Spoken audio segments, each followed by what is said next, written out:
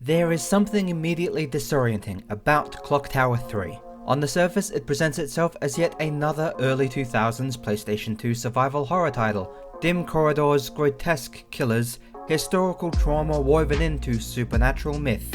It released in an era defined by the suffocating dread of Silent Hill 2 and the cinematic terror of Resident Evil 4, games that refined horror into either psychological dissection or action-oriented comedy spectacle. So when Clock Tower 3 arrived under the banner of Capcom, expectations were clear: dread, helplessness, and oppressive vulnerability. What players received instead was something far stranger, something that feels less like pure survival horror and more like a magical girl transformation story disguised beneath layers of blood and sorrow. It wears horror convincingly at first, adopting its language, its shadows, its suffocating silences, yet beneath that exterior pulses a structure and emotional rhythm that belongs to an entirely different genre tradition, one rooted not in despair, but in awakening. At first glance, that claim sounds absurd. Magical girl? In a genre known for being stalked, cornered, and helpless? Yet the structure of Clock Tower 3 slowly reveals its true identity. Beneath the screams and pursuit mechanics lies a narrative about lineage, inherited power, ritual transformation, and moral catharsis. You are not merely surviving, you are awakening. The game's protagonist, Alyssa Hamilton, does not simply endure trauma, she transforms in response to it. The shift is literal. She undergoes ritualized magical metamorphosis, gains ornate weaponry, and purifies evil through symbolic combat. This is not the language of survival horror, this is the grammar of magical girl storytelling, hidden beneath rusted steel and butcher's hooks. It operates quietly at first, before asserting itself in moments of luminous spectacle that reframe everything you thought the game was attempting to be. The killers are not merely threats, they are embodiments of corrupted grief, awaiting purification rather than destruction, and that subtle reframing changes everything, because it turns fear into a prelude instead of a conclusion. In that sense, Clock Tower 3 is not a failed horror experiment, nor is it simply an eccentric entry in a declining franchise. It is a magical girl narrative awkwardly wearing horror's skin, performing dread while secretly constructing a mythic cycle of transformation and release. Its design oscillates between vulnerability and theatrical empowerment, between chase sequences and ritual duels, between suffocation and spectacle. It unsettles players, not only because of its grotesque antagonists, but because it refuses to commit to horror's usual nihilism. Instead, it offers redemption, transformation, and spiritual release, insisting that terror can be confronted not merely with endurance, but with inherited light, and that is precisely why it feels so unlike any other PlayStation 2 horror game. The opening hours of Clock Tower 3 convince you that you are playing something conventional. You sneak through corridors, hide in corners, and pray the hulking Scissorman-inspired antagonists do not catch you. The mechanics emphasize evasion over confrontation. There is no arsenal of firearms, no inventory brimming with bullets, only panic, tight spaces, and the sound of footsteps drawing closer. It echoes the lineage of earlier Clock Tower titles, where helplessness was the defining mechanic, where fear was sustained not through combat, but through the constant awareness that you could not fight back.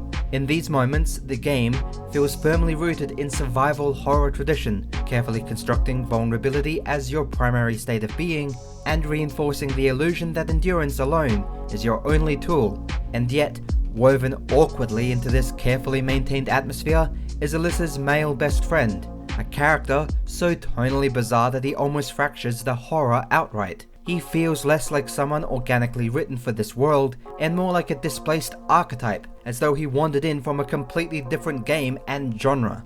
With his exaggerated awkwardness, comic relief energy, and vaguely bookish sidekick demeanor, he reads unmistakably like a nod to Ron Weasley, transplanted into a story that neither needs nor benefits from him. Instead of grounding the narrative, he destabilizes it. Instead of providing emotional contrast or a possible relationship, he becomes a strange tonal interruption. Among the PS2 horror games I've covered, titles that thrive on restraint, ambiguity, and dread, he stands out as one of the weirdest and most insufferable side characters I've come across. Not because comic relief is inherently flawed, but because his specific presence feels so aggressively misaligned with the suffocating dread the game is trying to cultivate. But this helplessness is temporary, deliberately so, structurally so, narratively so.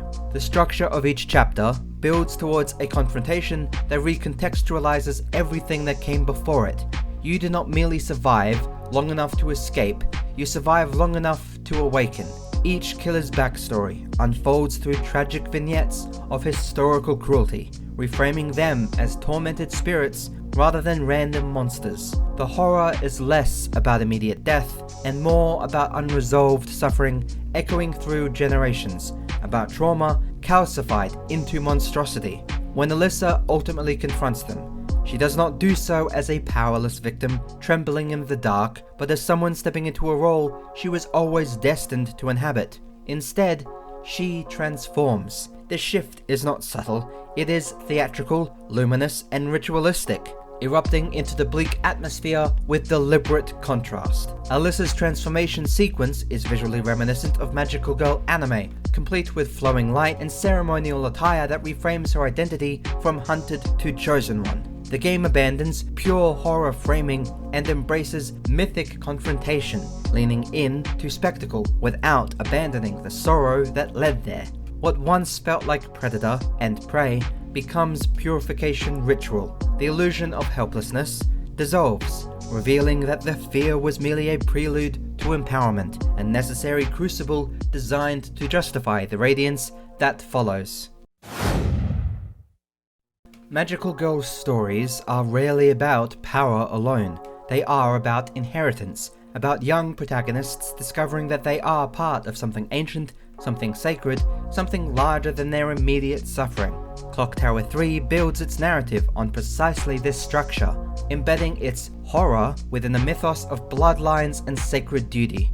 Alyssa is not a random survivor trapped in a nightmare, she is the descendant of a bloodline tasked with combating malevolent spirits.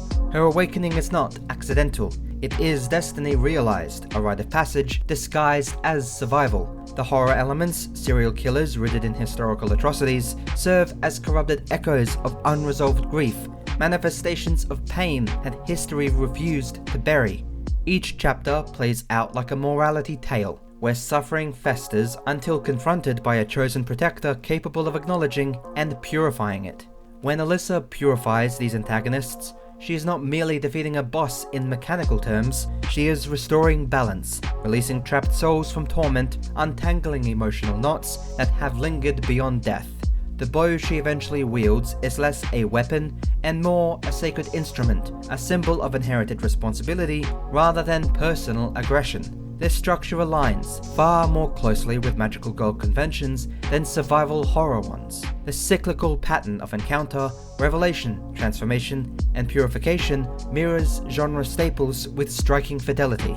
Even the emotional tonal shifts, from dread to solemn catharsis, from fear to tragic release. Horror games often conclude boss fights with triumph or exhaustion, emphasizing survival as the ultimate victory. Clock Tower 3 concludes them with spiritual closure, suggesting that the true objective was never mere survival, but resolution. And that distinction fundamentally alters how the game feels moment to moment, because it reframes confrontation not as resistance, but as fulfillment of a sacred pattern that was always meant to unfold. Beyond the immediate emotional payoff, this structure creates layers of meaning that resonate long after a playthrough ends. Each encounter with a corrupted antagonist is meticulously staged, almost choreographed, so that fear and revelation operate on multiple levels simultaneously. You are aware of the mechanical cues, patterns to exploit, weaknesses to uncover, while also being guided by narrative beats that underscore Alyssa's inherited duty. The interplay between gameplay and story, tension and catharsis, creates a rhythm rarely seen in PS2 era horror titles. It is not enough to survive, because survival is simply the framework through which ritual, lineage, and transformation are realized. Every footstep, every corner turned, every trap narrowly avoided contributes to this unfolding narrative of awakening, making the experience feel simultaneously visceral and mythic. The PlayStation 2 era was saturated with horror titles exploring psychological decay, grotesque body horror, and oppressive atmospheres designed to linger long after the console was turned off. Within that landscape, Clock Tower 3 feels tonally dissonant, almost rebellious in its refusal to remain confined. Its theatrical villains border on melodrama, their exaggerated cruelty framed less as realistic and more as operatic tragedy. Its transformation sequences flirt with anime spectacle, interrupting grim corridors with radiant symbolism. Its structures prioritize narrative closure over sustained despair, resolution over cyclical torment. This dissonance is precisely why this game often feels misunderstood. Players come in expecting relentless horror may find the magical elements jarring, even tonally inconsistent. Those seeking pure empowerment may find the chase sequences oppressive and restrictive. The game exists between genres, never fully committing to either, constantly oscillating between hunted vulnerability and chosen heroism. Yet that in-between space is what makes it fascinating. It dares to merge vulnerability with ritualized empowerment, terror with myth, dread with destiny. In doing so, Clock Tower 3 becomes less about fear itself and more about what fear precedes. It suggests that horror is not an endpoint, but a crucible designed to reveal hidden inheritance.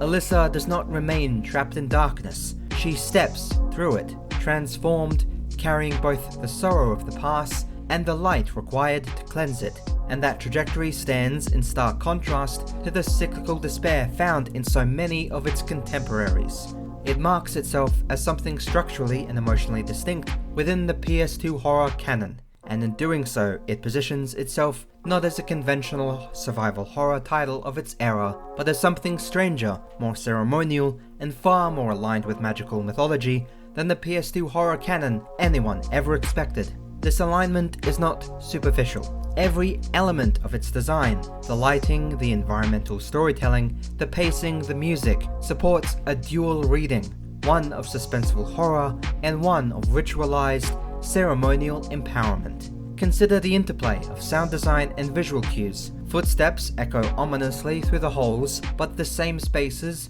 when Alyssa transforms, are bathed in light and reverberate with energy that feels almost sacred. The horror is never fully abandoned, yet it is contextualized as a necessary precursor to catharsis, rather than the ultimate goal. This oscillation between dread and empowerment is rare in PS2 horror, where atmosphere often dominates narrative. Clock Tower 3 instead balances the two, creating a unique tension that keeps players on edge while simultaneously promising revelation and resolution. Clock Tower 3 is not your typical PlayStation 2 horror game because it was never trying to be one in the first place. Beneath the dimly lit hallways, grotesque killers, and oppressive chase mechanics lies a story about awakening, lineage, ritual duty, and purification. Its structure borrows the aesthetics of survival horror, its shadows, its vulnerability, its tension, but its emotional arc belongs unmistakably to magical girl storytelling, where fear is confronted not simply to escape, but to transform, where darkness is never permanent, and terror is always temporary in service of a larger design. The game's genius lies in its oscillation between these two modes. It allows players to experience fear as genuine, suffocating and personal, while simultaneously preparing them for catharsis and empowerment that feel earned, ritualized, and inevitable. This duality makes Clock Tower 3 feel like nothing else on the PlayStation 2 or in horror's entire genre, because it feels like a story wearing horror's skin but beating with the heart of a coming-of-age, magical girl narrative. Clock Tower 3 also distinguishes itself by the emotional resonance it achieves through its supporting cast, tonal shifts, and symbolic architecture.